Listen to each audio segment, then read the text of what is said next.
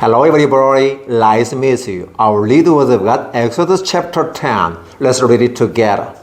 Then the Lord said to Moses, "Go to Pharaoh, for I have hardened his heart and the hearts of his officials, so that I may perform this miracle sign of mine among them. Then you may tell your children and grandchildren how I dealt harshly with the Egyptians, and how I performed my signs among them, and that you may know that I am the Lord." So Moses and Aaron went to Pharaoh and said to him, "This is what the Lord, the God of the Hebrews, says, how long will you refuse to humble yourself before me when my people go, so that they may worship me? If you refuse to let them go, I will bring locusts into your country tomorrow. They will cover the face of the ground, so that it cannot be seen. They will devour what little you have left after the hail, including every tree that is growing in your fields. They will fill your houses and those of all your officials and all the Egyptians. Something little your fathers nor your forefathers have ever seen from the day they settled in this land till now." Then Moses turned and left Pharaoh. Pharaoh's officials said to him, "How long will this man be a slayer to us? Let the people go, so that they may worship the Lord their God. Do you not yet realize that Egypt is ruined?" Then Moses and Aaron were brought back to Pharaoh. "Go worship the Lord your God," he said. "But just who will be going?" Moses answered, "We will go with our young and old, with our sons and daughters, and with our flocks and herds, because we are to celebrate the festival to the Lord." Pharaoh said, "The Lord be with you. If I let you go along with your women and children, clearly you are bent on evil. No, have only the men go and worship the Lord, since that's what you have been asking for." Then Moses and Aaron were driven out of Pharaoh's presence.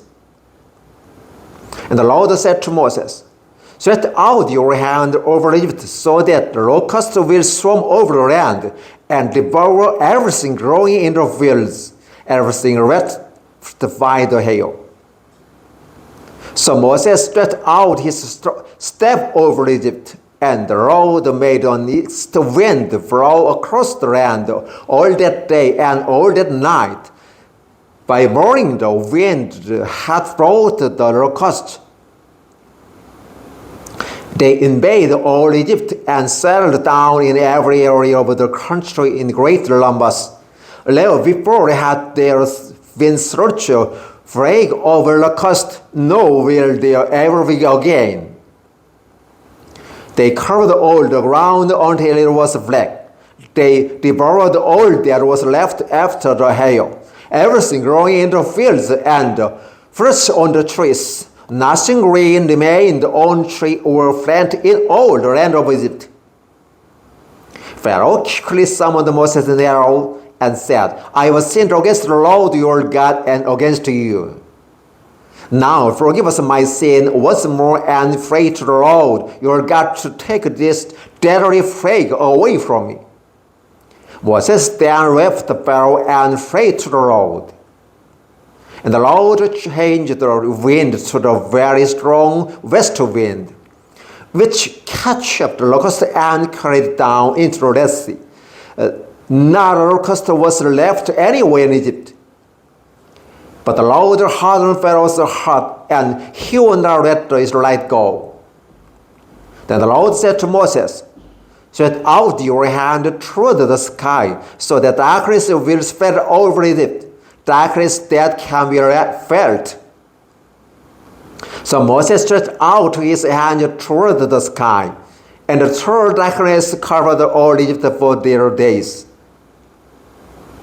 No one could see anyone else or leave his face for 3 days. Yet all its light has light in the places where they lived.